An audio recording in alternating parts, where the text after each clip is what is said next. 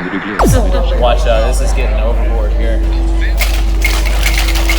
I mean... Oh, yeah. So well, I'm not surveilling you, I promise. I make philosophy films, so it's like... This is ridiculous, I know. It looks delicious, I'm excited. Yeah. The confinement of the scientific object is equal to the confinement of the mad and the dead.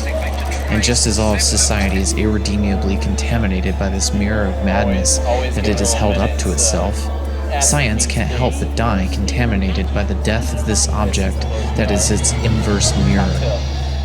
It is science that masters the objects, but it is the objects that invest it with death, according to an unconscious reversion, which only gives a dead and circular response to a dead and circular interrogation. Jean Baudrillard, in his book Simulacra and Simulation, writes the following within the subchapter called The Divine Irreverence of Images. To dissimulate is to pretend not to have what one has.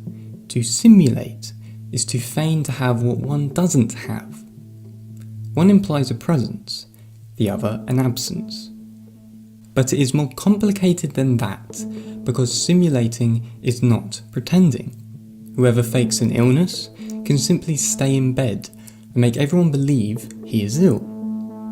Whoever simulates an illness produces some of the symptoms. Therefore, pretending or dissimulating leaves the principle of reality intact. The difference is always clear, it is simply masked. Whereas simulation threatens the difference between the true and the false, the real and the imaginary. Is the simulator sick or not, given that he produces true symptoms? Objectively, one cannot treat him as being either ill or not ill. Psychology and medicine stop at this point, forestalled by the illness's henceforth undiscoverable truth.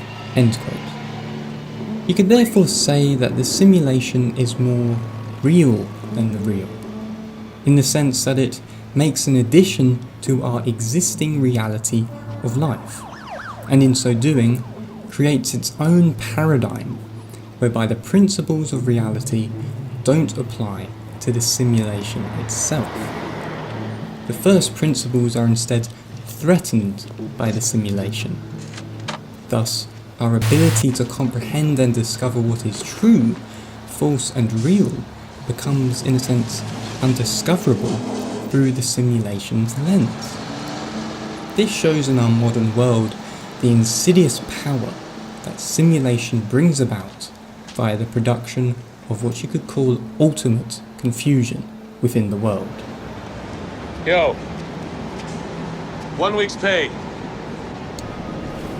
It's the best I could do. The philosopher's legacy.